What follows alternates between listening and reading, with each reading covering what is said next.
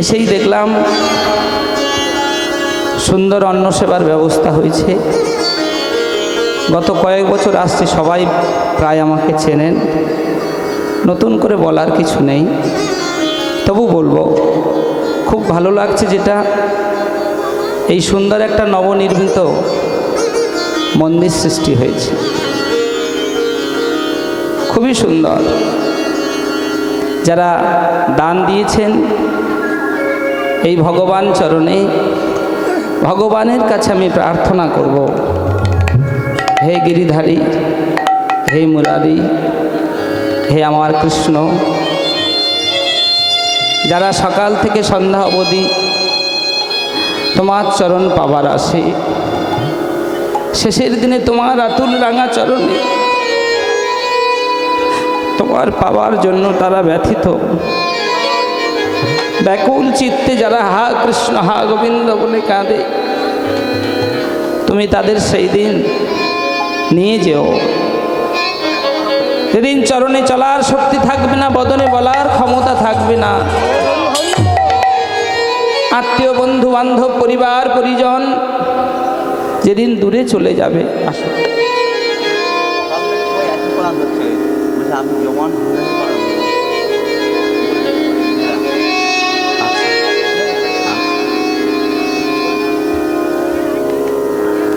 হরি বল, হরে কৃষ্ণ। আস্তে। তাহলে যাদের আকুল চিত্ত যে আমরা কখন গোবিন্দকে পাব, এই তো সবার আশা। যেদিন চলনে চলার শক্তি থাকবে না, বদনে বলার ক্ষমতা থাকবে না, ভগবানের কাছে প্রার্থনা করব, হে গিরিধারী, তুমি সচল রাখতে রাখতেই সেই সকল ভক্তকে তুমি তোমার কাছে টেনে নিয়ে যেও। হরিবোল হরিবোল। গ্রামস্থ সকল ভক্তবৃন্দ যারা বসেছেন সবার কাছে বলবো, ভগবানের কাছে আমরা দুটি বাহু তুলে চাইব, আবার যেন পৃথিবীতে শান্তির বাতাবরণ সৃষ্টি হয়। নিতাই গৌর প্রেমানন্দে হরিবোল হরিবোল। চলুন আমাদের মনগুলোকে নিয়ে যাব, এখানে দেহটা রেখে মনটা নিয়ে চলে যাব কোথায়? শ্রীধাম বৃন্দাবনে এত তাড়াতাড়ি যাব না, আগে আমাদের গৌরচরণ আশ্রয় করতে হবে। আস্তে। আমি কিন্তু প্রতি বছরই বলি, যখন আসি সবসময় বলি একটা সাইড আপনারা বন্ধ রাখবেন, আর কীর্তন বাসরটা একটা সাইডে যদি করেন না তাহলে সুবিধা হয়, সমস্ত ভক্তের মনোবাসনা পূর্ণ হয়। যতই আমরা একদিকে কীর্তন করি না কেন, পিছনের ভক্ত যারা থাকেন তাদের সঙ্গে তো একটু মনের আদান প্রদান ঘটাতে হয়, তাহলে কীর্তন গেয়ে সুখ হয় না। হরিবল হরিবল। কিন্তু আপনারা যাই হোক, আপনাদের অসুবিধার কারণে হয়তো এটা করেন না, কিন্তু একবার আমার কথাটি শুনে দেখবেন। যদি এই পূব দিকের এই কোণায় যদি আপনারা ভক্ত সাইডটা করেন বা এই হরিবাসরটা তৈরি করেন, আর এই সকল যে জায়গাগুলো প্লেসটা পড়ে রয়েছে এখানে যদি ভক্ত সংখ্যা বসে তাহলে বোধহয় সুবিধাটা একটু বেশিই হবে। কি বাবা? না হলে দুটো মাইক্রোফোনের দরকার হয়, এদিকে একটা দরকার, এদিকে একটা দরকার। তবে এখন কিন্তু দুদিকে মাইক্রোফোন নেওয়ার চলটা বন্ধ হয়ে গেছে, আগেকার দিনে হতো। এখন প্রায় হরিবাসর দেখবেন একদিকটা, সামনে সব ভক্ত। হরিবোল হরিবোল। আর বলবো না, যে কথা বলতে বলতে আজকের আমাদের মনটা নিয়ে চলে যাব শ্রীধাম নবদ্বীপ। শ্রী অর্থে সুন্দর আর বাস অর্থে গৃহ, যেখানে আমার ভগবান থাকেন সেই জায়গাটা হচ্ছে শ্রীধাম। শ্রী অর্থে সুন্দর আর বাস অর্থে গৃহ। একটা সুন্দর ভজন আস্বাদন করতে করতে আমরা শ্রীধাম নবদ্বীপে পৌঁছে যাব। যার কৃপা না হলে আজকের হরিবাসরে আমাদের বসা শোভা পায় না, তার কৃপা আগে পেতে হবে। তিনি কে? তিনি হচ্ছেন নিতাই চাঁদ, দাদা নিতাই চাঁদ, আর একজন আছেন তিনি হচ্ছেন গৌর সুন্দর। আগে নিতাই চাঁদের কৃপা, তারপরে হবে আমার গৌর সুন্দরের কৃপা। তবে কি জানেন মা, আজকে যারা বসেছেন, এই যে ভক্তগুলো বসে আছেন, একদম শুভক্ষণ শুভ মুহূর্ত। কথাটি কেন বললাম? অনেকের হয়তো জানা, আর অনেকের জানা নেই। কথাটি হচ্ছে, আজকে রাত 12টা পেরিয়ে গেছে না বাবা? একাদশী তিথি চলছে কিন্তু, তাই তো? যারা একাদশী করেন বিষয়টা আরও ভালো বুঝতে পারবে। খুব শুভক্ষণ, শুভ মুহূর্তে বসেছেন। সবার চরণে আমার স্বনির্বন্ধ নিবেদন, যতক্ষণ কীর্তন না শেষ হচ্ছে, সারা জীবন তো এই সময়টা ঘুমাচ্ছে, আজকে কেউ বাড়িতে যাবেন না যতক্ষণ আমার কীর্তনটা না শেষ হচ্ছে।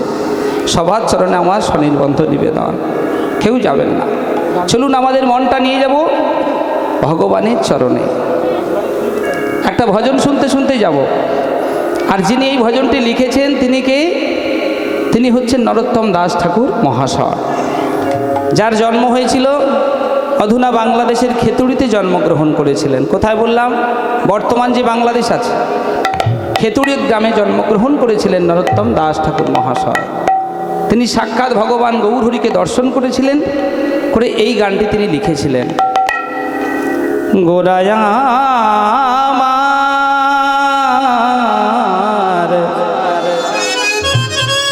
প্রাণ গোরার। দেখুন কি আনন্দের বিষয়, দেখুন ভগবানও রক্ত মাংসের দেহ নিয়ে জন্মগ্রহণ করেছিলেন বাংলাতে, আর ভগবানের ভক্ত এই বাংলাতে জন্মগ্রহণ করেছিলেন। হ্যাঁ, আর যারা ভক্ত, প্রকৃত ভক্ত হয়, ভগবানকে দর্শন করে কত আনন্দ দেখুন। তিনি তার পদাবলীটি লিখছেন কত সুন্দর করে, প্রাণ গোড়া আমার। প্রাণ মানে আমরা পুত্র কন্যা সন্তান তাদেরকে বলি আমার এটা একেবারে প্রাণের ছেলে, কিন্তু একজন ভগবানকে উদ্দেশ্য করে তিনি লিখছেন, প্রাণে গোড়ায় আমার তিনি করুণার করুণার করুণার সিন্ধু অবতার, করুণার সিন্ধু অবতার। গোড়ায়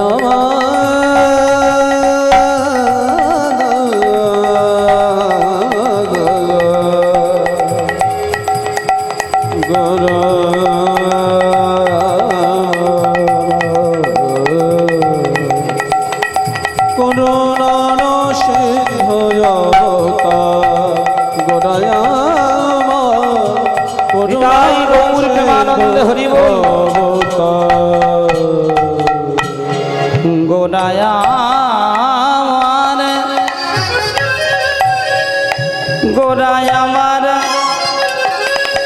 ওগো নদী নয়, ওগো নালাও নয়, নদী নয়, নালা নয়, পুকুর নয়, তোমার কৃপা হচ্ছে সিন্ধু সম। এই যে ভগবানের কৃপাটা কেমন, নরোত্তম দাস ঠাকুর বলছেন আস্তে আস্তে, ভগবানের কৃপা আশীর্বাদটা কেমন, বলছে সিন্ধু সম। ওগো নদী নয়, নালায় নয়, আবার পুকুর নয়, তুমি করুণার করুণার করুণার করুণার করুণার সিন্ধু অবতার, করুণার সিন্ধু অবতার।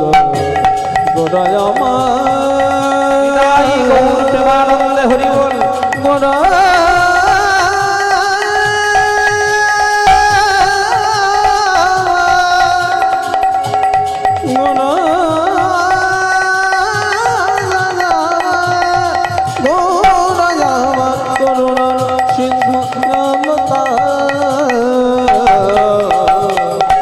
করুণার সিন্ধু অবতার, গোড়ায়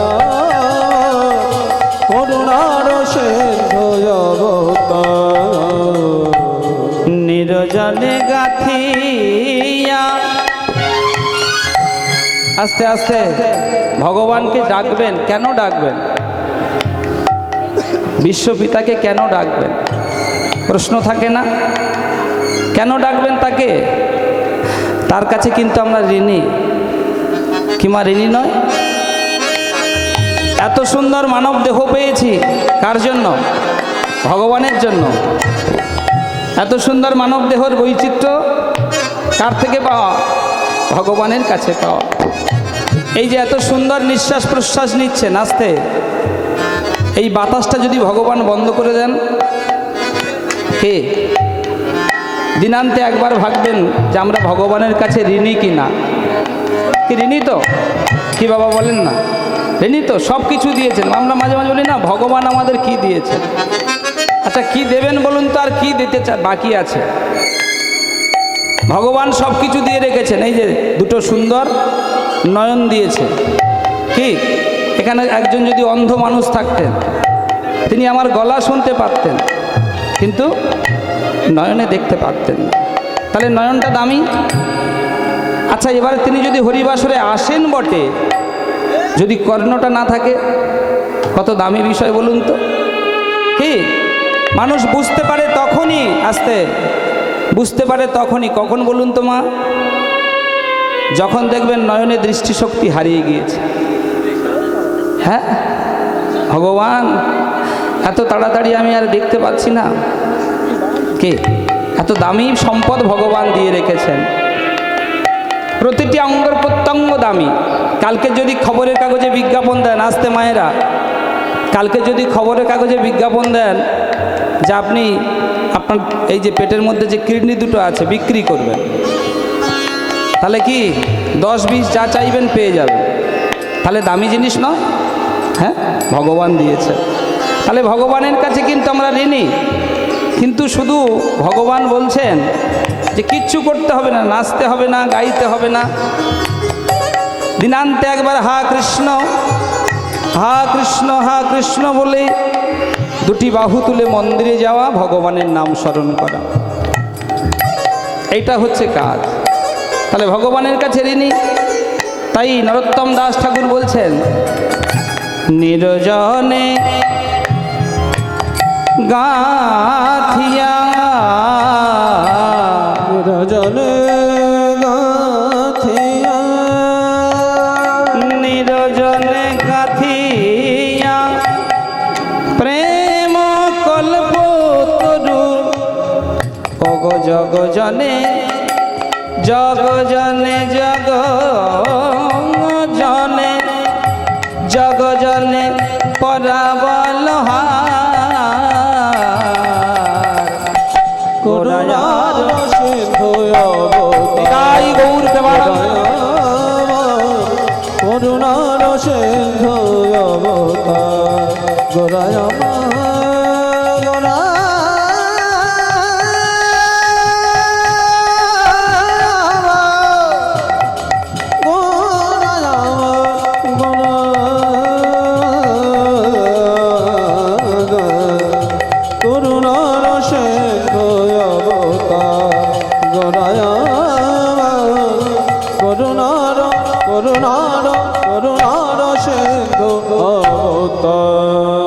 নিতাই চাঁদ কি, গৌর সুন্দর কি, শ্রীধাম নবদ্বীপ ধাম কি।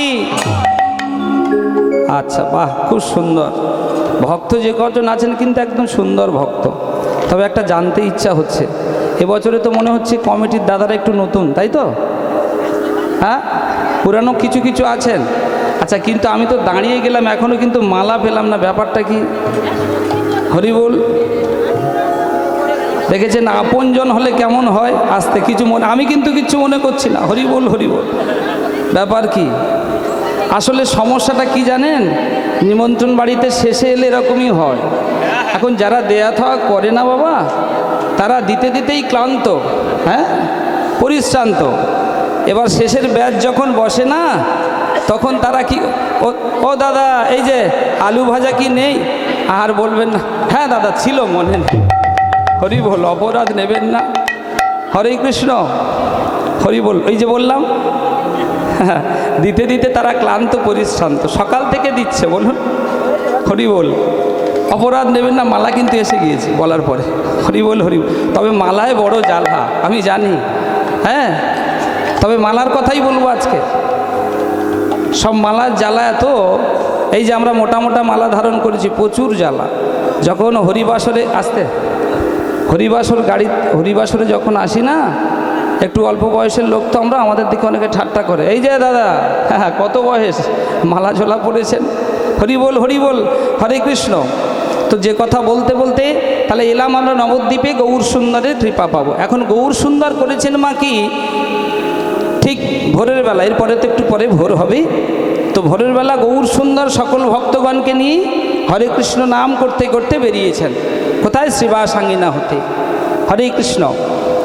এবার সবাই বলছেন, ভগবানও নিজে বলছেন, সবাইদেরকে বলাচ্ছেন, ভজ শ্রীকৃষ্ণ। সবাই মনে মনে বলবেন, আর আমি তো আপনাদের সঙ্গে বলবো, ভজ শ্রীকৃষ্ণ, কহ শ্রীকৃষ্ণ, লহ শ্রীকৃষ্ণের নাম রে।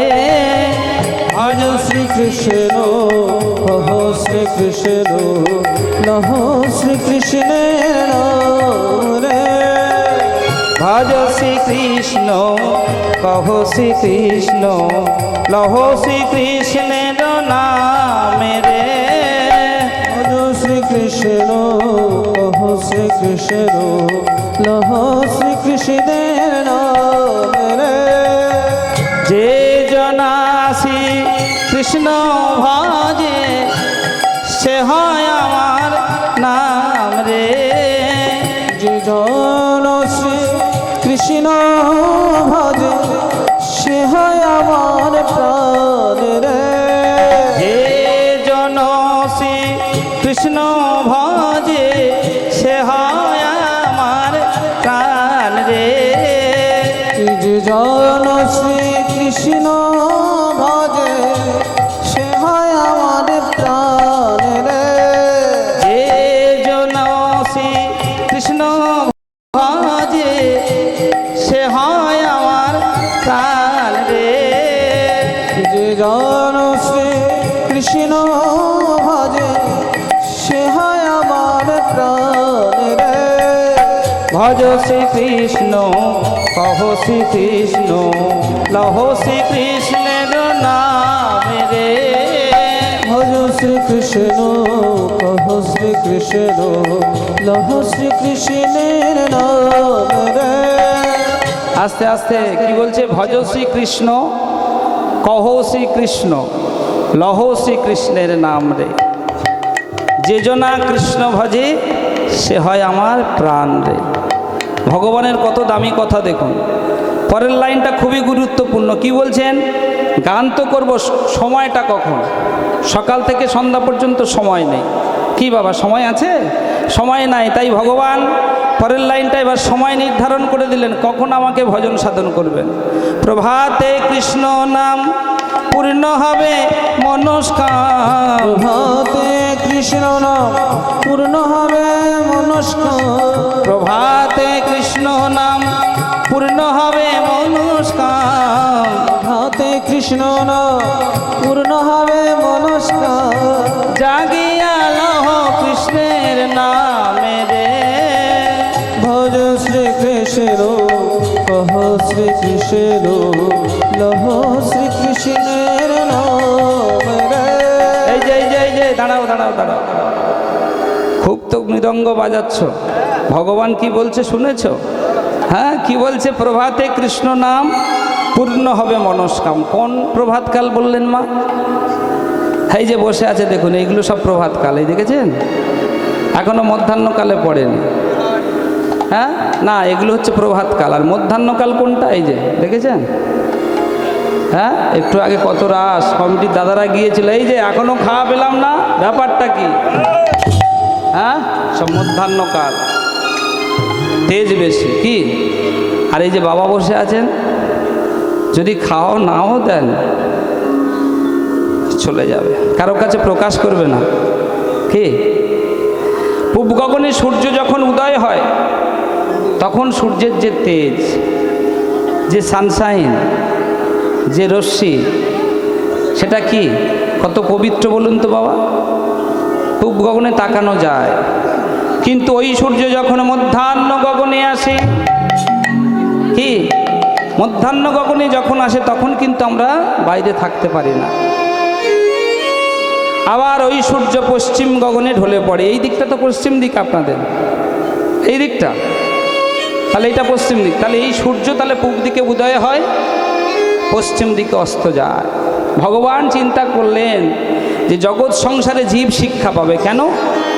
পূব গগনে সূর্য উদয় হইল তো পৃথিবী আলোকিত হয়, হয় না বাবা? তাহলে ভগবান এই সিস্টেমটা চালু করলেন কেন? প্রশ্ন কি বাবা বলেন? সূর্য যদি পূব গগনে যদি উদয় হওয়ার পর সারা পৃথিবী আলো হয়, তাহলে সূর্য মধ্যাহ্ন গগনে আনার দরকার কি ছিল? কি বাবা? জীবকে শিক্ষা দেবার জন্য ভগবান চিন্তা করলো তোমরা সূর্যকে থেকে শিক্ষা নাও। সকালের সূর্য ওই মধ্যাহ্নকালের সূর্যের মতো অত তেজ দেবে না। এই যে বাচ্চাগুলো এখন কি করতে হবে বলুন তো মা? অনেক হরিবাসরে গেলে দেখি কীর্তনীয়ারা দেখবেন বাচ্চাদের উপর রেগে যায় খুব। আরে ভাই আপনারা পরিবেশ টরিবেশ জানেন না? আরে পরিবেশ শেখাও, কীর্তনীয়ারা পরিবেশ শেখায়। হ্যাঁ, বড় কথা বলবো না, একই গোত্রের মানুষ তো বাবা। আরে ওরা যদি হরিবাসরে না আসবে পরবর্তীকালে হরিনামটা দেবে কে?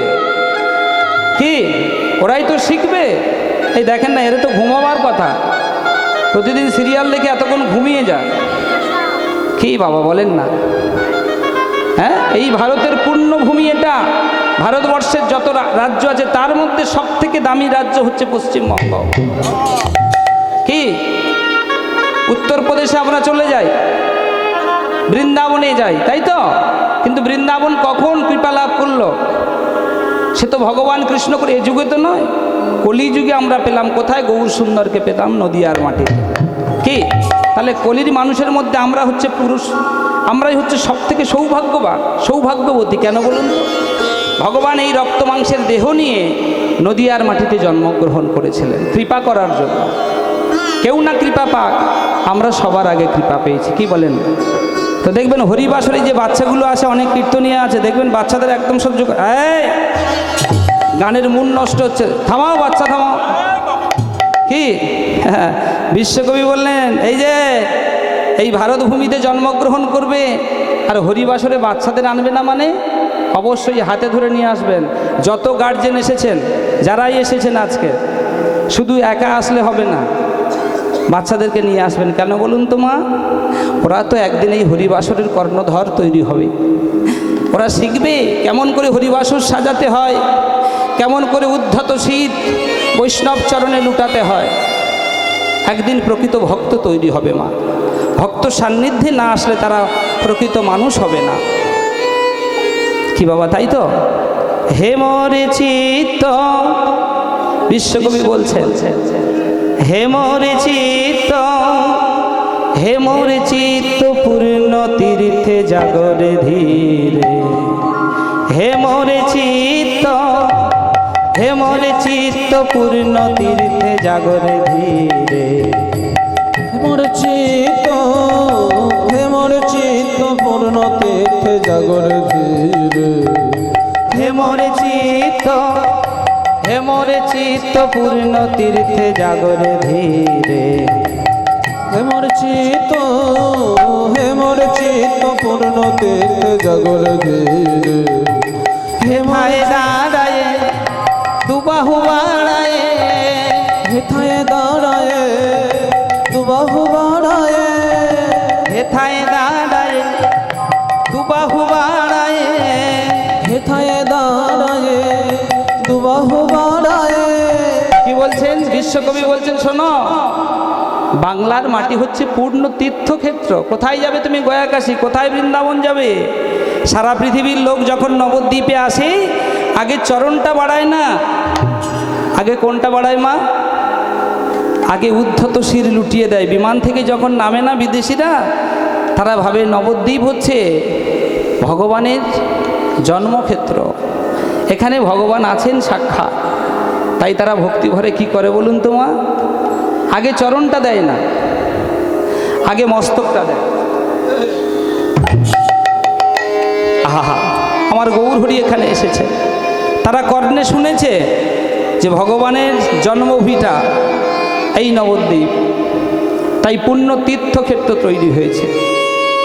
তাই বিশ্বকবি বলছে, শোনো, এই বাংলার মাটিতে আমি জন্মগ্রহণ করেছি, বিশ্বের কবি, কত পুণ্যবান মানুষের জন্ম। কি বাবা, ঠাকুর রামকৃষ্ণদেব জন্মগ্রহণ করেছেন, ঠাকুর অনুকূলচন্দ্র জন্মগ্রহণ করেছেন, কি কবি নজরুল ইসলাম জন্মগ্রহণ করেছেন এই বাংলার মাটিতে, করেননি মা? তাই যে বলছে কি, হেথায় দাঁড়ায় দুবাহু বাড়ায়, হেথায় দাঁড়ায় দুবাহু বাড়ায়, হেথায় দাঁড়ায় দুবাহু বাড়ায়, হেথায় দাঁড়ায় দুবাহু বাড়ায়, পুজি নর দেবতারে, পুজি নর দেবতারে, পুজি নর দেবতারে, পুজি নর দেবতারে। আস্তে আস্তে কি বললেন? পুজি নর দেবতারে। এরা নররূপে এসেছিলেন বটে, কিন্তু আমরা দেবতা জ্ঞানে পূজা করি, করি না মা? কি মন্দিরে মন্দিরে দেখবেন ঠাকুর রামকৃষ্ণদেবের মূর্তি শোভা পাচ্ছে, ঠাকুর অনুকূলচন্দ্রের মূর্তি শোভা পাচ্ছে। এরা আমাদের মতো রক্ত মাংসের দেহ নিয়ে বাংলার মাটিতে জন্মগ্রহণ করেছিলেন। তাই বিশ্বকবি বলছে, ভয় কিসের? জাগো, তোমরা জেগে উঠো। এই বাংলা হচ্ছে পূর্ণভূমি।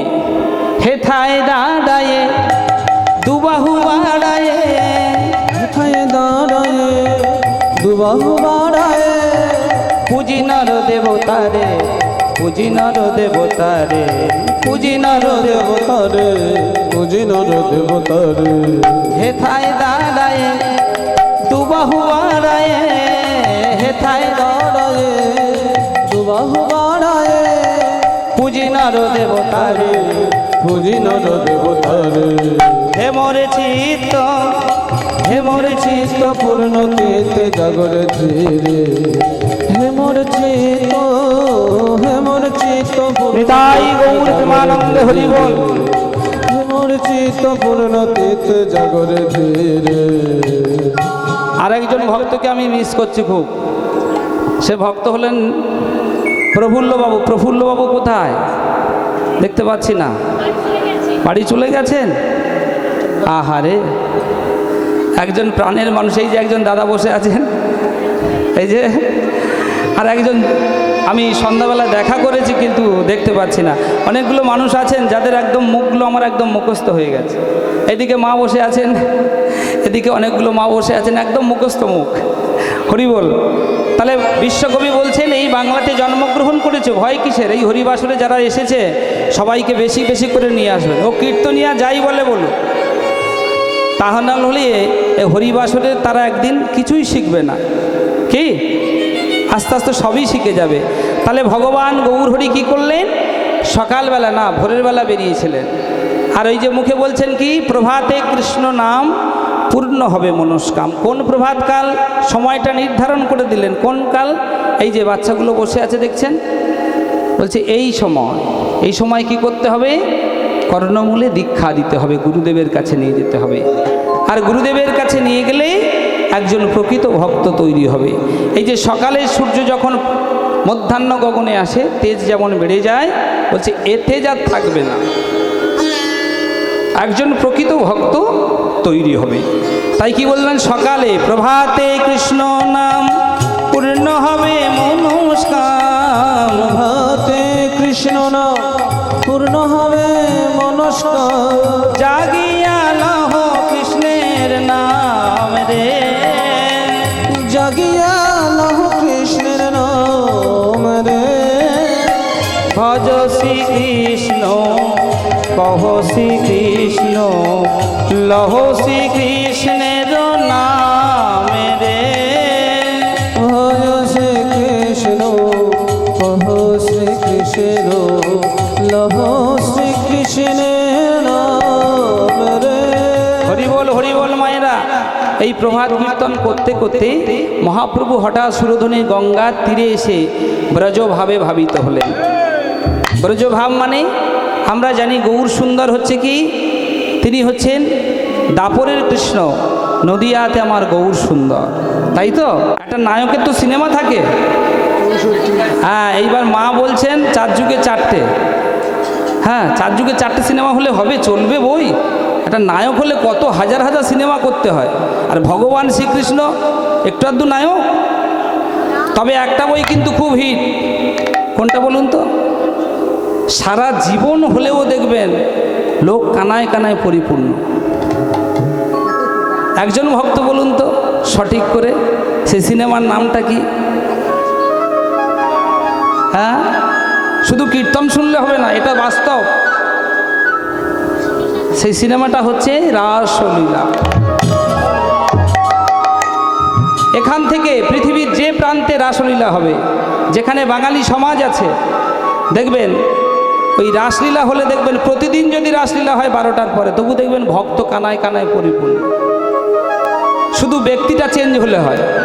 মনে করুন আজকের আমি রাসলীলা করছি, মনে করুন পরের দিন যদি আরেকজন শিল্পী এসে রাসলীলা করে, দেখবেন ভক্ত সংখ্যা শ্রীবৃদ্ধি ঘটছে। তাহলে এমন কি লীলা ভগবান করেছেন, এখানেই তফাৎ। এমন একটা সিনেমা তৈরি করেছেন ভগবান, এই সিনেমা যেখানেই হবে, যদি ইংল্যান্ডে হয় ভক্ত সংখ্যা পাবেন, বাংলাদেশে হলে ভক্ত সংখ্যা পাবেন, এমন একটা সিনেমা। তাহলে একটা হিট সিনেমা কেটে গেল, বাকি থাকলো কটা? সিনেমার সংখ্যাটা শুনে নিন, ভালো করে মন দিয়ে শোনো। সিনেমার সংখ্যা হচ্ছে 64টা। কটা বললাম? ভগবানের সিনেমা 64টা। এইবার প্রধান সিনেমা যেগুলো মোটামুটি খুব হিট, 8টা প্রধান। কটা বললাম? 8টা প্রধান, বাকি অপ্রধান। যে কোনো সময় ভগবান করেছিলেন, কিন্তু 8টা লীলা প্রতিনিয়ত এই পৃথিবীর বুকে প্রতিনিয়ত সকাল থেকে সন্ধ্যা পর্যন্ত সেই লীলা অনুষ্ঠিত হয়। শুনবেন সে লীলা কটার নাম, মন দিয়ে শুনুন। 3 ঘন্টা করে সময়, 6টা থেকে 9টা, সকাল 6টা থেকে 9টা কি রসদগার, 9টা থেকে 12টা গমন গোষ্ঠ, 12টা থেকে 3টা সূর্য পূজা, 3টে থেকে 6টা কি ফেরা গোষ্ঠ, আর 6টা থেকে 9টা আক্ষেপ অনুরাগ। কি বললাম? আক্ষেপ অনুরাগ। আর 9টা থেকে 12টা রূপ অভিষেক। 12টা থেকে কটা? 12টা থেকে কটা? 3টে। 12টা থেকে 3টা কি রাসলীলা, আর 3টা থেকে 6টা কুঞ্জভঙ্গ। বোঝা গেল? এইগুলো হচ্ছে সিনেমা। 8টা প্রধান সিনেমা সবসময় চলছে। যেখানেই হরিবাসর সৃষ্টি হবে এই নিয়ম মাফিক কিন্তু 8টা সিনেমা অনুষ্ঠিত হবে। এই যে মাঝে মাঝে আমরা শুধু কীর্তন দিই বটে বাবা, এটা জানতে হবে, না জানলে হবে। আমরা যখন উত্তরবঙ্গে যাই তখন কিন্তু কোনো ছাড় নেই, যত ফাঁকিবাজি দক্ষিণবঙ্গে। হরি বল। কখনো রাত 12টার সময় বাবু বলে গেলেন জবন হরিদাস গা বাবা, এটা কিন্তু নিয়ম নয়, এটা নিয়ম না, এটা কিন্তু ভগবানের লীলার সঙ্গে পড়ছে না। এটা কি? এটা হচ্ছে পালা। পালা লীলার মধ্যে তফাৎ। ভগবান যা কিছু সৃষ্টি করেন সেটা হচ্ছে লীলা, আর বাকি যারা আছে দেবতা তাদের যা হবে সব পালা। কি? ভগবান যা করেন সেগুলো লীলা, আর ভগবানের নিচে যারা আছে দেবতা, ভগবানের নিচে কারা আছেন? দেবতা। এই যে আমরা গুলিয়ে ফেলি আস্তে আস্তে মায়েরা, কি বললাম? দেবতার ভগবান, দুজনের তফাৎ আছে, কিন্তু খুব তফাৎ। আমরা মাঝে মাঝে গুলিয়ে ফেলি, কাকে দেবতা বলবেন আর কাকে ভগবান বলবেন। ভগবান যদি হন একমাত্র তিনি হচ্ছেন ভোলা, তিনি হচ্ছেন ভগবান কৃষ্ণ। আস্তে আস্তে ইনি ভগবান, এনার সার্টিফিকেট বেশি। আর বাকি যারা আছে সবাই দেবতা। এবার এরা আরও ব্যাখ্যা, তাহলে লীলাটার যেতে পারবো না আস্তে আস্তে। এবার বললাম ভগবান শ্রীকৃষ্ণের যা কিছু সবই লীলা, আর তারপরে যারা আছে সেগুলো সব পালা। এই যে জবন হরিদাস শোনেন তো, এগুলো কি? এগুলো পালা। এদের ক্ষয় আছে, লয় আছে, ধ্বংস আছে, কিন্তু ভগবানের লীলা ক্ষয়হীন, লয়হীন, ধ্বংসহীন, শাশ্বত, সনাতন, সত্য ভগবানের লীলা, যা শুনলেই উপকার হয়।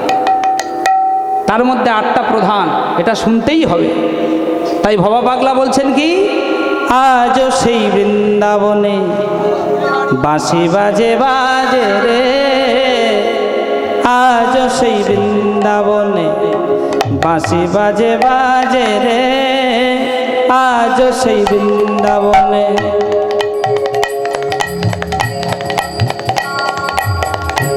বাঁশির সুরে বনে বনে, বাঁশির সুরে বনে বনে কত শত ময়ূর নাচে রে, আজও সেই বৃন্দাবনে বাঁশি বাজে বাজে রে, আজও সে বৃন্দাবনে। বাঁশির সুরে বনে বনে, বাঁশির সুরে বনে বনে কত শত ময়ূর নাচে রে, আজও সেই বৃন্দাবনে নিতাই গৌর প্রেমানন্দে হরি বল। রে, আজও সেই বৃন্দাবনে। আজও সেই গাভীগুলি ব্রজের পথে উড়ায় ধুলি, আজও সেই গাভীগুলি ব্রজের পথে উড়ায় ধুলে। আজও সে গাভীগুলি ব্রজের পথে উড়ায় ধুলে। কি বলছে, বৃন্দাবনে যারা গিয়েছেন ভগবান ভবা পাগলা বলছে আজও সেই বৃন্দাবনে বাঁশি বাজে রে। বাঁশির শুনে সারা বৃন্দাবনের যত লতা পাতা গুরমা সবাই পাগল হয়। শুধু তাই নয়, বৃন্দাবনের যে নবলক্ষ ধেনু তারা আজও ধুলো ওড়ায়। কোথায়? বৃন্দাবনে। আজও সে ধেনুগুলি ব্রজের পথে উড়াই ধুলি, আজও সেই ধেনু বলে ব্রজের পথে উড়ায় ধুলে। সখাসনে কোলাকুলি, সখাসনে কোলাকুলি বন মাঝে রে, আজও সেই বৃন্দাবনে বাঁশি বাজে বাজে রে, আজও সেই বৃন্দাবনে বাঁশি বাজে বাজে রে, আজও সেই বৃন্দাবন।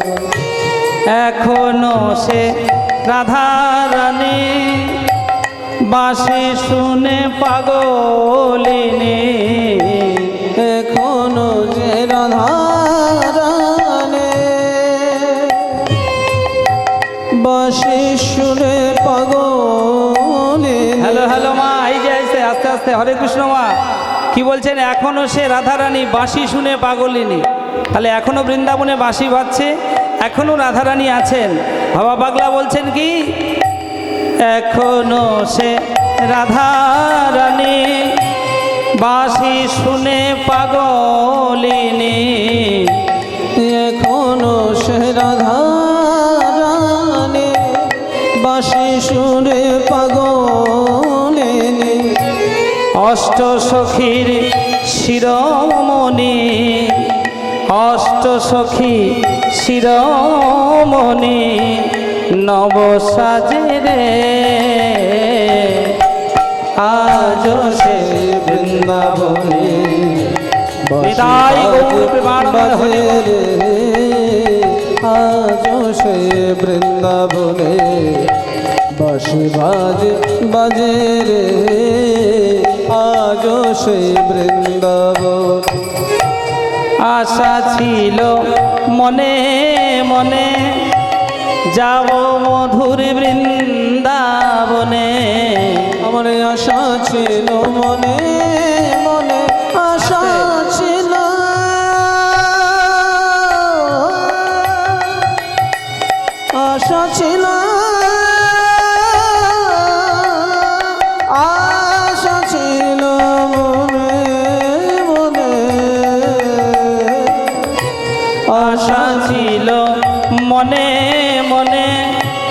যাব মধুর বৃন্দাবনে। এই যে ভবা পাগলা যিনি এই গানটা লিখেছেন, গানের যিনি পদকর্তা, তাঁর চরণে কোটি কোটি দণ্ডবত প্রণাম। তিনি বলছেন তিনি হচ্ছেন মাতৃ সাধক। তারও মনে আশা ছিল আমি একবার বৃন্দাবনে ঘুরে আসব। তাই তার পদাবলিতে তিনি লিখছেন, আমার আশা ছিল মনে মনে যাব মধুর বৃন্দাবনে। আশা ছিল মনে মনে যাব মধুর বৃন্দাবনে। ভবা পাগলা রয় বাঁধনে, ভবা পাগলা রয় বাঁধনে, মায়ার বাঁধনে। আজ সে বৃন্দাবনে নিতাই গৌর প্রেমানন্দ হরি। বাজে বাজে রে, আজ সে নিতাই বৃন্দাবনে গৌর প্রেমানন্দ হরি বল। বাজে বাজে রে, আজ সে বৃন্দাবনে। হরি বল মায়েরা। তাহলে এখনো বৃন্দাবনে কিন্তু সেই বাঁশি বাজে। তাহলে ভগবান শ্রীকৃষ্ণের বললাম সিনেমা কটা? 64টা, 8টা তার মধ্যে প্রধান। আর এই 8টির মধ্যে একটা সব থেকে শ্রেষ্ঠ, সেটা কি? রাস লীলা। তাই তো মা? হরি বল। তো ভগবান কৃষ্ণ না গৌর হরি কি করেছেন? ওই যে সকালবেলা বেরিয়েছিলেন আর হরে কৃষ্ণ নাম করতে করতে হঠাৎ তিনি ব্রজভাবে হরি বল। এখন ভগবান কি করেছেন? ওই যে গৌর হরি প্রভাতকালে বেরিয়েছিলেন আর হঠাৎ ব্রজভাবে ভাবিত হয়েছেন। ব্রজভাব মানে ব্রজের কথা স্মরণ হলো। গৌর হরি ব্রজভাবে ভাবিত হলেন কেন? না সুরধনী গঙ্গার তীরে দাঁড়িয়ে দাঁড়িয়ে তিনি যখন কৃষ্ণ ছিলেন, সেই কৃষ্ণ হওয়াকালীন যে কথা মনে হয়েছিল সেই লীলার কথা স্মরণ করে নদিয়ার মাটিতে সুরধনী গঙ্গার তীরে দাঁড়িয়ে আজকের ব্রজভাবে ভাবিত হলেন। তিনি যে গৌর হবেন কথাটি কার কাছে প্রথম বলেছিলেন? কথাটি বলেছিলেন ওনার নায়িকা ভগবান, না ওনার নায়িকা শ্রীমতী রাধারানীর কাছে। কখন বলেছিলেন? কথাটি হচ্ছে নিধুবনে যখন দুজনে ঘুমাচ্ছিল, আর ঘুমাতে ঘুমাতে ভোরের বেলা একটা স্বপ্ন দেখে। ভোরের বেলা স্বপ্ন দেখলে সে স্বপ্ন নাকি সত্যি হয় মা? সত্যি হয় মা? ভোরের বেলা স্বপ্ন দেখলে স্বপ্ন সত্যি হয়? হয় না? এই যে আমার স্বপ্ন যেন সত্যি হলো। এই যে নহুষ রাজার গল্পটা শুনেছেন তো? আস্তে আস্তে নহুষ রাজার গল্পটা তো শুনেছেন? হ্যাঁ, ওই যে যখন ঘুমাচ্ছিল তখন স্বপ্ন দেখেছিল, জেগে উঠে বলেছিল আমার স্বপ্ন বুঝি সত্যি হলো। কি মা? ভোরের বেলা রাধারানী স্বপ্ন দেখেছে, স্বপ্ন দেখে ক্রন্দন করছে।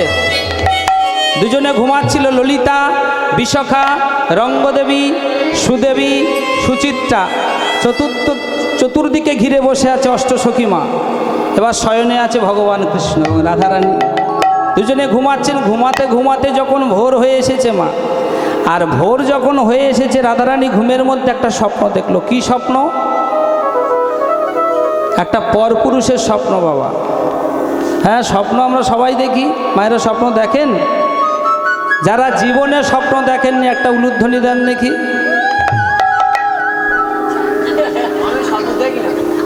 এ নাকি জীবনে স্বপ্ন দেখেনি বাবা। হ্যাঁ, স্বপ্ন সবাই দেখে। কি মা, স্বপ্ন দেখেন না? সবাই দেখে। এখন রাধারানী স্বপ্ন দেখেছে মা। কোথায়? ওই নিধুবনে। ভগবান কৃষ্ণ পাশে শয়নে আছে, আর ভোরের বেলা স্বপ্ন দেখা কি? আর যাতা স্বপ্ন নাই, এমন একটা স্বপ্ন দেখেছে মা, একটা সাক্ষাৎ সুন্দর পুরুষের স্বপ্ন। শুধু দেখা নয়, দেখে ভালোবেসে ফেলেছে। ফেলে চিন্তা করছে এ কি? বিশ্বপতি ভগবান আমার পাশে শয়নে আছে, আর আমি ঘুমের মধ্যে কি স্বপ্ন দেখলাম? না না না, আমার অপরাধ হয়েছে। তাই ভগবান কৃষ্ণের চরণখানা চরণ যুগল জড়ায়ে ধরেছে, ধরে ক্রন্দন করছে, হে গিরিধারী, হে প্রাণনাথ, আমি কি এমন স্বপ্ন দেখলাম? শুধু স্বপ্ন দেখা নয়, আমি তাকে ভালোবেসে ফেলেছি। গোবিন্দ তুমি ওঠো, জাগো। গোবিন্দের চরণ যুগলে জড়াই ধরে বলে, হে গিরিধারী, এখন আমার এমন কেন হলো? আমি ভোরের বেলা স্বপ্ন দেখলাম, শুধু স্বপ্ন দেখিনি, আমি একটা পরপুরুষকে ভালোবেসে ফেলেছি। অপরাধ হয়েছে মাধব, তুমি ওঠো মাধব, জাগো। হরি বল, হরি বল মা। স্বপ্ন আমরা সবাই দেখি, ঘুমের মধ্যে স্বপ্ন দেখে আনন্দ পাই, দুঃখ হয় হয়তো মা, কিন্তু ঘুমের মধ্যে স্বপ্ন দেখেছে শ্রীমতী রাধারানী আর একটা পরপুরুষ, যুবক পুরুষের স্বপ্ন দেখেছে। শুধু দেখা নয়, তাকে ভালোবেসে ফেলেছে। রাধারানী মনে করলেন আমি অপরাধ করেছি। গোবিন্দ পাশে শয়নে ছিল, নয়ন যুগল বক্ষ মাঝে চেপে ধরেছে। হে গিরিধারী, আমি অপরাধ করেছি গিরিধারী। আমি স্বপ্নের মধ্যে একই দেখলাম, যা দেখে আমি তাকে ভালোবেসেছি।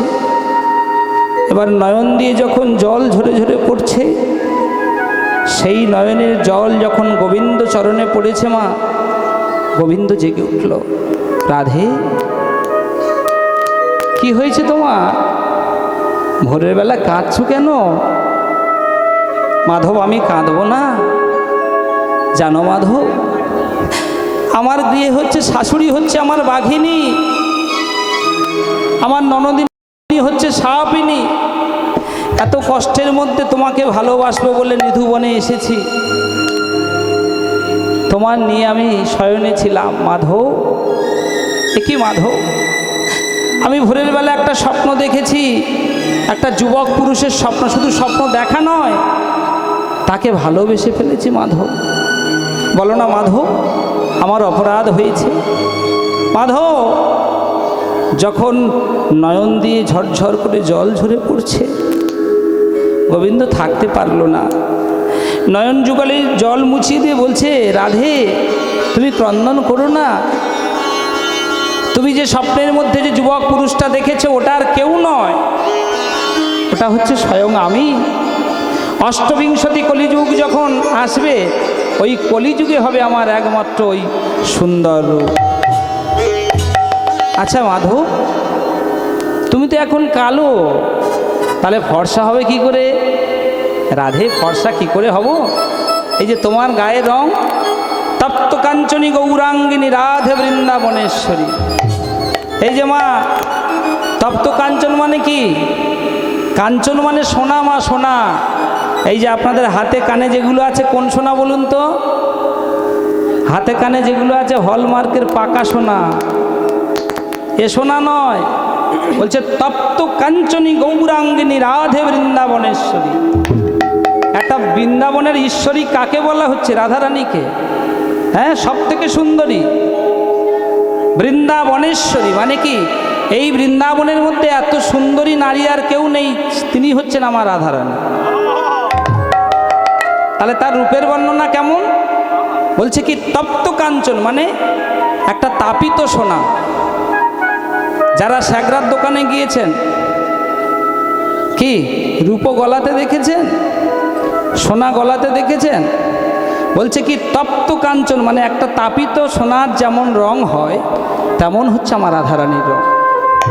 আচ্ছা রাধে, তোমার অঙ্গের যে সোনার মতো রং, ওই রং আমার অঙ্গে ধারণ করব। তুমি দিবানিশি কৃষ্ণ কৃষ্ণ বলে কাঁদো।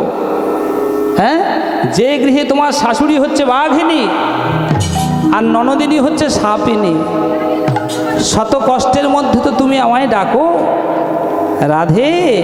তাই আমি কি করব জানো? ওই অষ্টবিংশতি কলিযুগে আমি নদিয়ার মাটিতে জন্ম লব, তোমার অঙ্গের কান্তি আমার অঙ্গে ধারণ করব, সোনার রং আমার অঙ্গে ধারণ করব। আর কি করব জানো? তুমি যে আমার ভালোবাসো। ও মা, রাধারানী এমন গৃহে বসবাস করতেন না মা, জোরে নিঃশ্বাস প্রশ্বাস ফেলতে পারতেন না। হ্যাঁ, শাশুড়ি জিজ্ঞাসা, এই যে বৌমা, এত জোরে নিঃশ্বাস পড়ছে কেন? আমার ছেলে কি তোমার খুব কষ্টে রেখেছে? বুঝতে পারছেন মা? নীল শাড়ি পরতে মানা, নীল আকাশের দিকে তাকাতে মানা, তার মধ্যেও ভগবান সাধনা। তাই রাধারানীর কাছে বলছে, রাধে তুমি হবে আমার প্রেমের গুরু, তোমার অঙ্গের কান্তি আমার অঙ্গে ধারণ করব। কি করব জানো? ওগো তেজি কালো বরণ, কালো বরণ আমি ত্যাগ করব রাধে, করিব ধারণ তোমার অঙ্গের কান্তি। তেজি কালো বড় করিব ধর তোমার অঙ্গের কান্তে। আমি তেজি কালো বরণ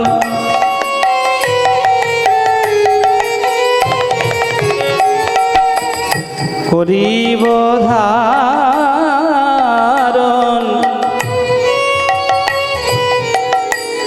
তোমার অঙ্গের কান্তি। আমি তেজি কালো বড় করিব ধর তোমার অঙ্গের কান্তে। ওগো তব নাম লয়ে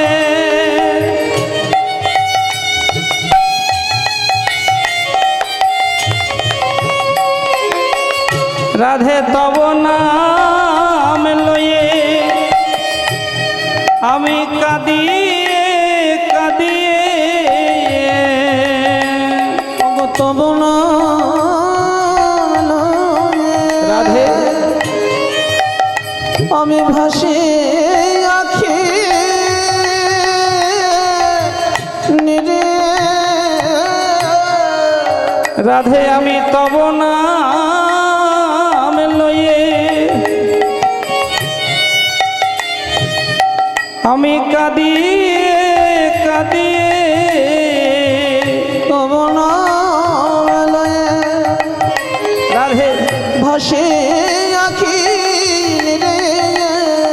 ওগো কৃষ্ণ নামে হব শান্তি, কৃষ্ণ নামে হব শান্তি। ওগো কৃষ্ণ নাম হবে শান্তি, কৃষ্ণ নামে হবে শান্তি। সোনার নদীয়াতে উদয় হব, সোনার নদীয়াতে উদয় হব। সোনার নদীয়াতে উদয় হব, সোনার নদীয়াতে উদয় হব। আমি নিজে বলবো আর বলাইব, নদীয়াতে উদয় হব। আমি নিজে বলবো বলাইব, নদীয়াতে উদয় হব। হে কৃষ্ণ কৃষ্ণ কৃষ্ণ বলব, নদীয়াতে উদয় হব। আমি দন্তে তৃণ ধারণ করব, নদীয়াতে উদয় হব।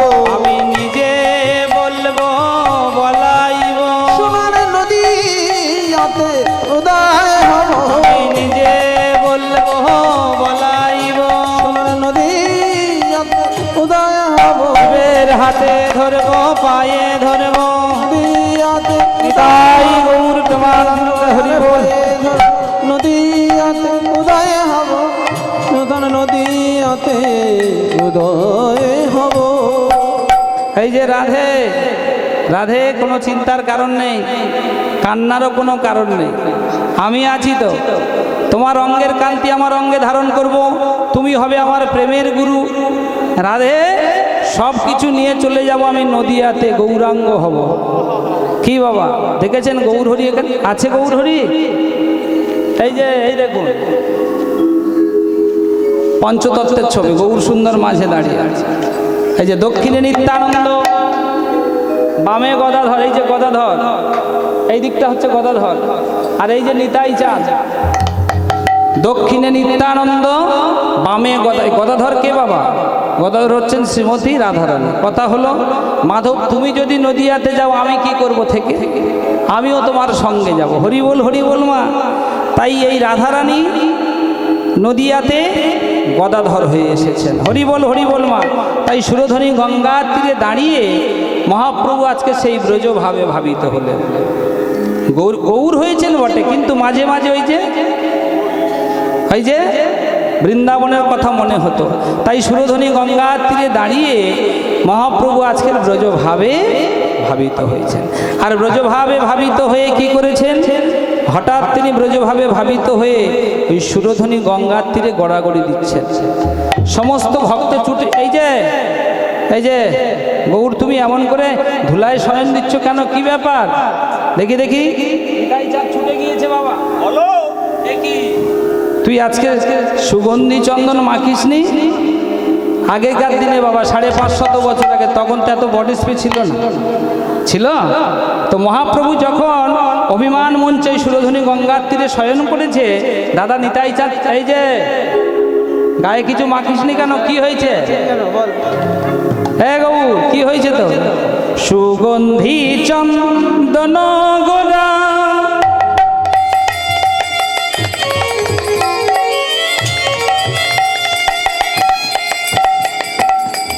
গোরা নাহি মাখে গা,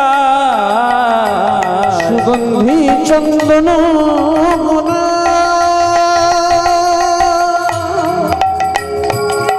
গোরা নাহি মাখে গা, ধুলায় ধূসর অঙ্গ প্রভু ভূমে গড়ি যায়। ধুলায় ধূসর অঙ্গ ভূমে গড়ি যায়। দেখো ধুলায় ধূসর অঙ্গ ভূমে গড়ি যায়। ধুলায় ধূসর অঙ্গ ভূমে গড়ি যায়। ওরে কেন গো ধুলায় শয়ন? কেন গৌর ধুলায় শয়ন?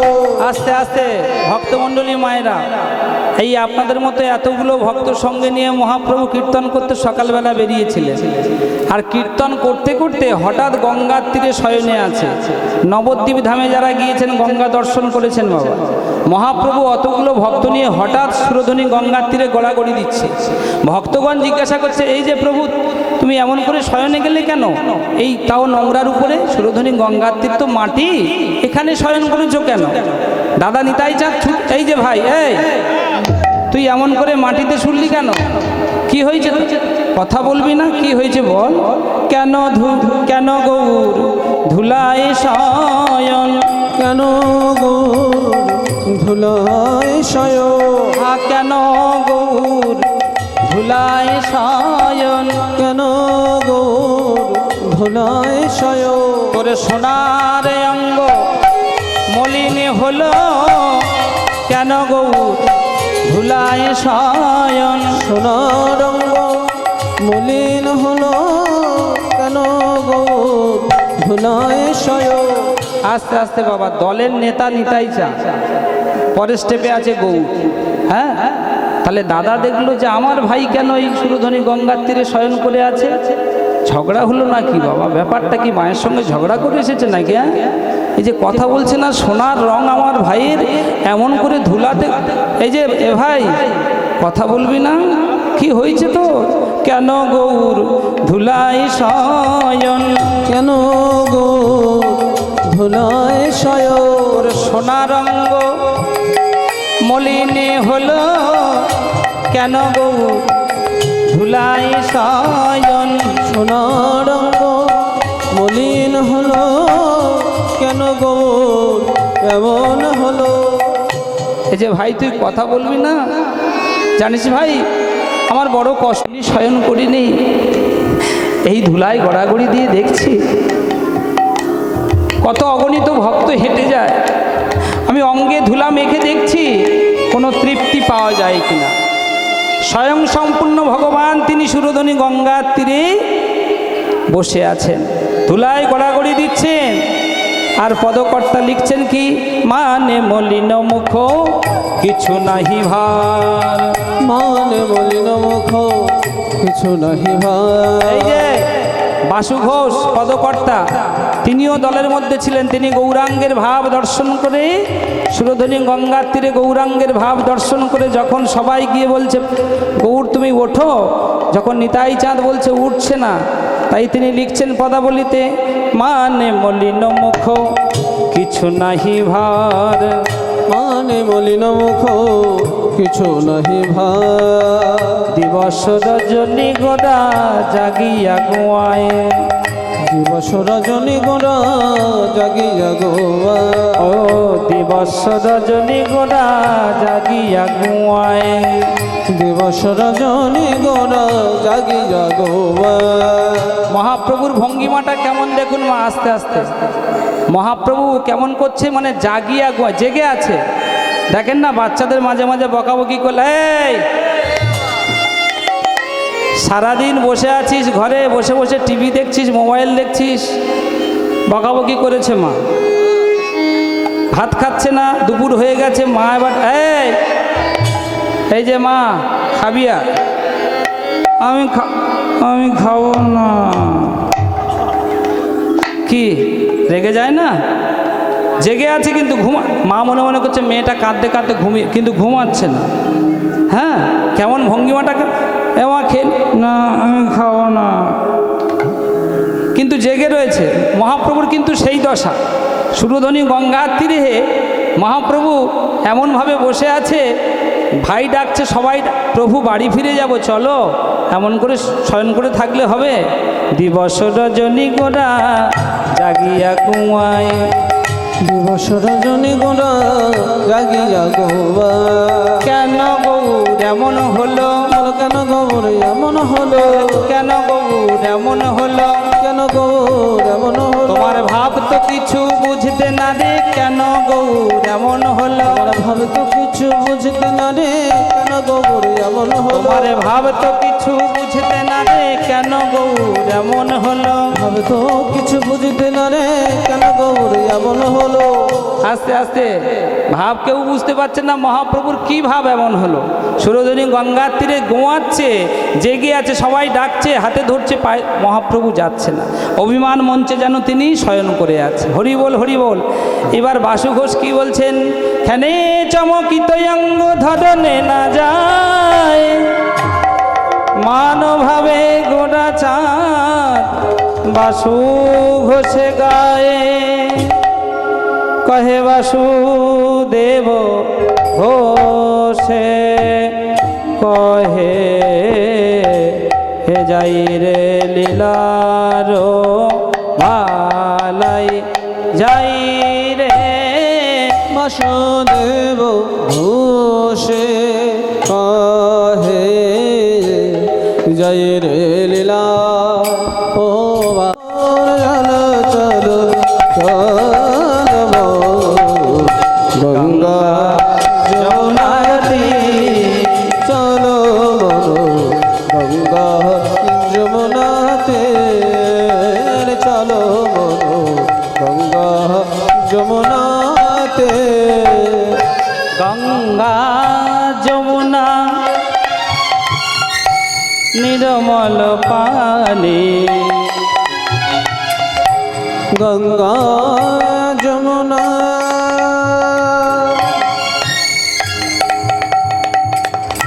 নির্মল পানি, গঙ্গা যমুনা নির্মল পানি, গঙ্গা যমুনা নির্মল পানি। ভক্তমণ্ডলী মায়েরা কি বলছেন, গঙ্গা যমুনা নির্মল পানি। নির্মল মানে কি? পরিষ্কার, সব থেকে পরিষ্কার। গঙ্গা আচ্ছা, গঙ্গা যারা দর্শন করেছেন, গঙ্গাসাগর গিয়েছেন? গঙ্গাসাগরের যে নদী প্রবাহিত হচ্ছে আস্তে আস্তে, সে নদীর জল কেমন মা? ঘোলা তো। আর যারা শ্রীধাম নবদ্বীপে গিয়েছেন, গঙ্গা নদী দেখেছেন বাবা? গঙ্গা নদী দেখতে কেমন? গঙ্গা নদীর জল দেখেছেন? ঘোলা না পরিষ্কার? না, পরিষ্কার না। গঙ্গার জল ঘোলা, যমুনার জল কালো। তিনি ভজনটি লিখছেন কি, গঙ্গা যমুনা মানে সব থেকে পরিষ্কার। কেন বলুন তো মা? এই যে আমি যখন এই হরিবাসরে আসছিলাম, এই মন্দিরে যখন উঠছিলাম, তখন দেখবেন কেন গঙ্গার জল পরিষ্কার না হলেও, কালো হলে হোক আর ঘোলা হলে হোক, তবু গঙ্গা পরশে মুক্তি। কি বাবা, তাই তো? কেন বলুন তো মা? যখন আমাদের কেউ মারা যায়, দেখবেন মরদেহটা আমরা নিয়ে যাই, কোথায় নিয়ে যাই? হরি বল, বলো হরি, বলো হরি, বলো হরি। এই হরি বল বলতে বলতে যখন আমরা গঙ্গার ঘাটে নিয়ে যাই, মা গঙ্গার কাছে যখন আমরা রেখে দিই মরদেহটা, মা গঙ্গার কাছে বলি, হে মা গঙ্গে, আমার মা কি যার যেমন লোক মারা যায়, মায়ের কাছে তো আমরা বলি, হে মা, তুমি নাকি কলুষনাশিনী গঙ্গে, তুমি নাকি পতিত পাবনী গঙ্গে। আমি জানি না কোন পাপে, কোন পাপে আমার পিতা কিংবা মাতা নানা দোষে দোষী, তুমি নিজ গুণে, তুমি নিজ গুণে সকলে পাপ থেকে ক্ষমা করে দিও। কি মা গঙ্গার কাছে আমরা বলি না? তাই গঙ্গার জল ঘোলা হলেও, যমুনার জল কালো হলেও, তবু আমাদের কাছে পবিত্র। কেন? গঙ্গা হচ্ছে কলুষনাশিনী, পাপ হারিনি, তাই গঙ্গার জল পরশে মুক্তি আমাদের। শুধু তাই নাই, গঙ্গা যমুনা নির্মল পানি, গঙ্গা যমুনা নির্মল পানি, গঙ্গা যমুনা নির্মল পানি, গঙ্গা যমুনা নির্মল পানি, গঙ্গা যমুনা নির্মল পানি, গঙ্গা যমুনা নির্মল পানি, গঙ্গা যমুনা নির্মল পানি, গঙ্গা যমুনা নির্মল পানি, গঙ্গা যমুনা নির্মল পানি, গঙ্গা যমুনা নির্মল পানি, শীতল ভুবত শরীর চাল মন, গঙ্গা যমুনাতে হৃদয় গৌর প্রেমানন্দ হরি। গঙ্গা যমুনাতে চলো হৃদয় গৌর প্রেমানন্দ হরি বল। চলো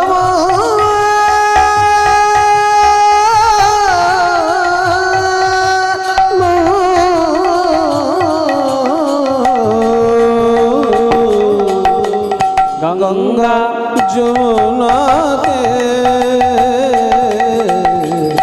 গঙ্গা যমুনাতে চলো গঙ্গা যমুনাতে, বংশী বজাবত নাচে তো কানা, বংশী বাগাবট নাচত কানা, বংশী বজাবত নাচত কানা, বংশী বাগাবট নাচত কানা। আস্তে আস্তে এই দেখুন আমাদের কানাই নৃত্য করছে, কোথায়? যমুনার তীরে।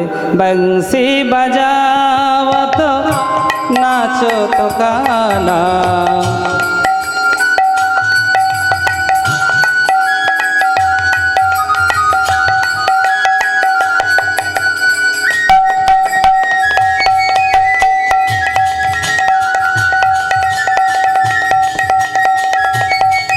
তাই গৌর প্রেমানন্দ হরি বল। বংশী বাজাবট নাচত কানা, বংশী বজাবত নাচত কানা, বংশী বাজাবট নাচত কানা, বংশী বজাবত নাচত কানা, বংশী বাজাবট নাচত কানা, সঙ্গে লিয়ে বলবীর চল মন, গঙ্গা যমুনা হৃদয় গৌর প্রেমানন্দ হরি বল, হরি বল। গঙ্গা যমুনাতে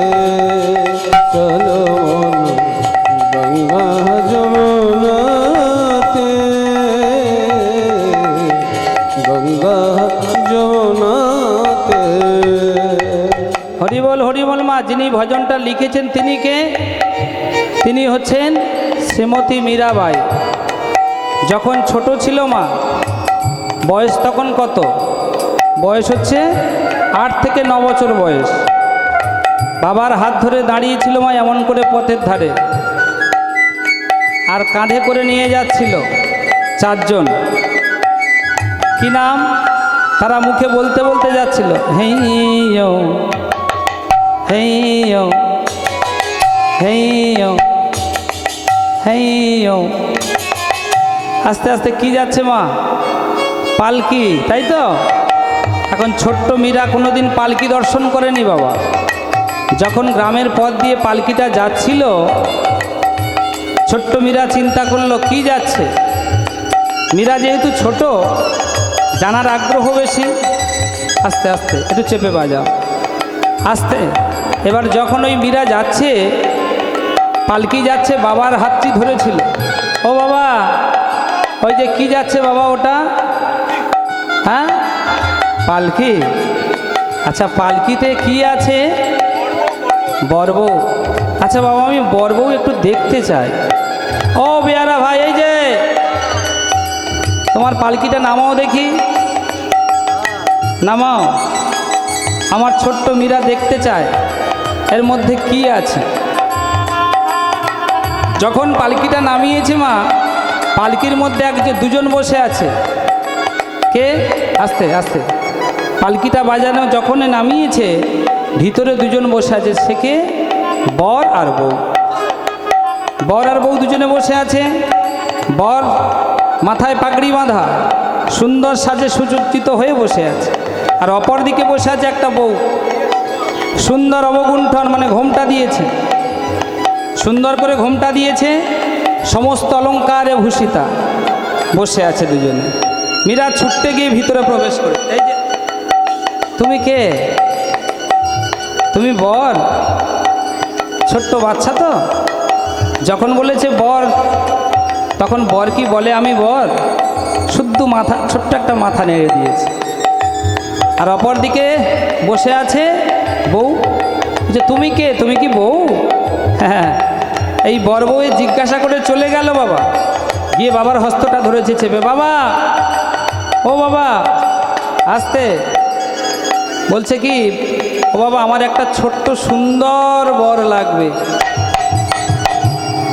বর মানে? তুই না ছোট, তোর কাছে আমি বর কোথায় পাবো? তুই যখন বড় হবি তখন একটা বর এনে দেয়া যাবে।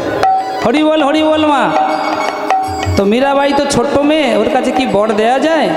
বাবা বড় বুদ্ধিতে বেশি, তাই বাবা চিন্তা করলো মীরাকে কি করে থামানো যায়। বলছে, ও মা শোন আমার কাছে, এই যে মীরা আমার কাছে আয় আয়। ওই যে মন্দির দেখছিস, ওই যে মন্দির দেখতে পাচ্ছিস, ওই হাতে বাঁশি নিয়ে নবকৈশোর নট সাজে আমার গিরিধারী দাঁড়ায়, ওই গিরিধারী হলো তোর বর। এখন ছোট্ট মীরা বিশ্বাস করে নিল যে সত্যি সত্যি মন্দিরের মধ্যে হাতে বাঁশি নিয়ে যে দাঁড়িয়ে আছে, ওই হচ্ছে আমার বর। ছুটে গেল বাবা, ছুটে গিয়ে বাগান থেকে সুন্দর সুন্দর ফুল নিয়ে আসলো, মালা গাঁথলো, গোবিন্দের গলায় সুন্দর করে পরিয়ে দিল। গিরিধারী, আজ থেকে তুমি আমার বর। গিরিধারী, এই তোমার গলায় আমি সুন্দর একটা মালা। ও গিরিধারী, এই দেখো, আমি তো আসল কথাই ভুলে গিয়েছি, তোমার মালা পরিয়ে দিলাম, কিন্তু তোমার তো একটু সেবার ব্যবস্থা করতে হবে।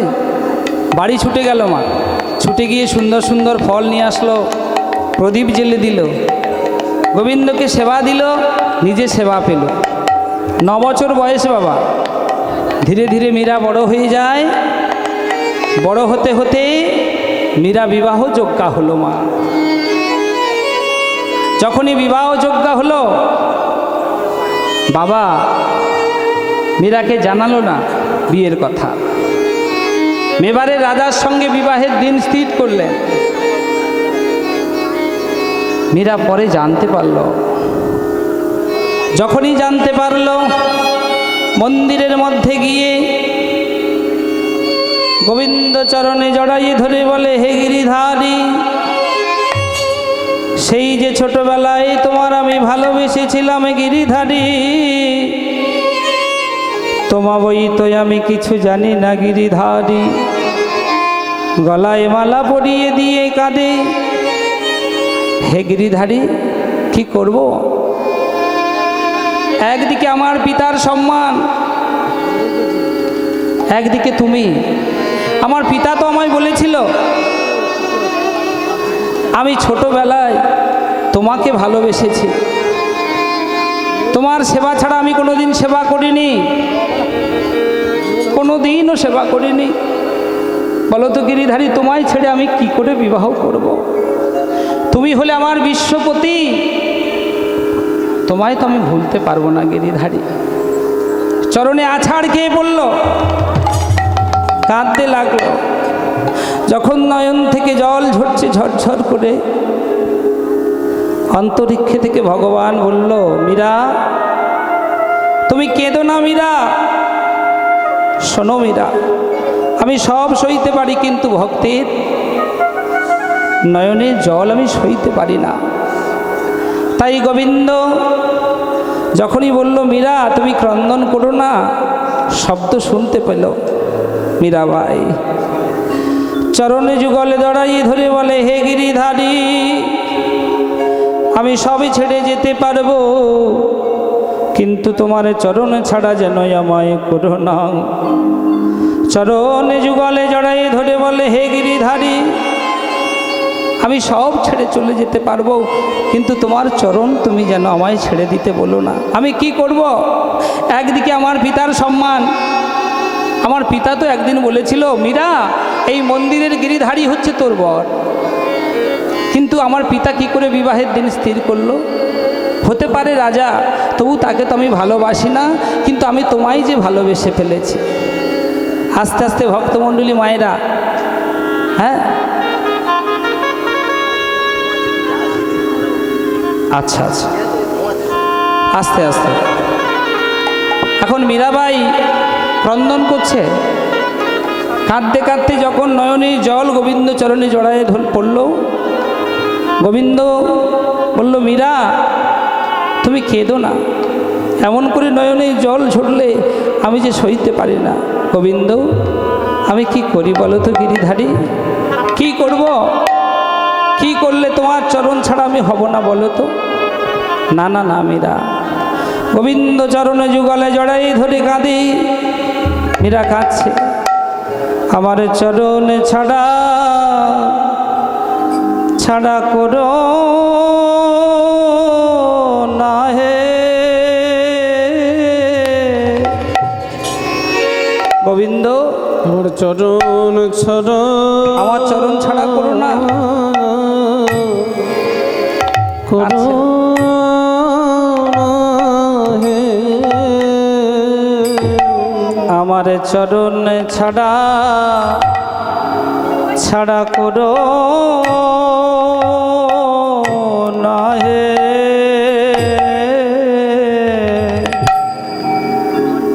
আমার চরণ ছাড়া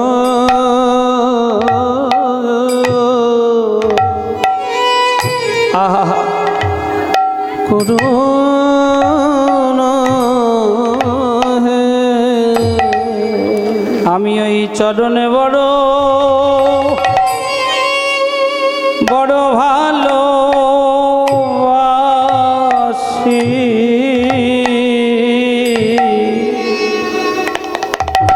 আমার চরণ ছাড়া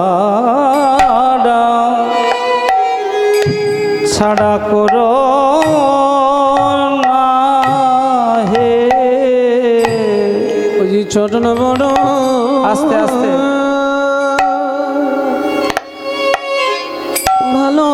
ভালোবাসি যে,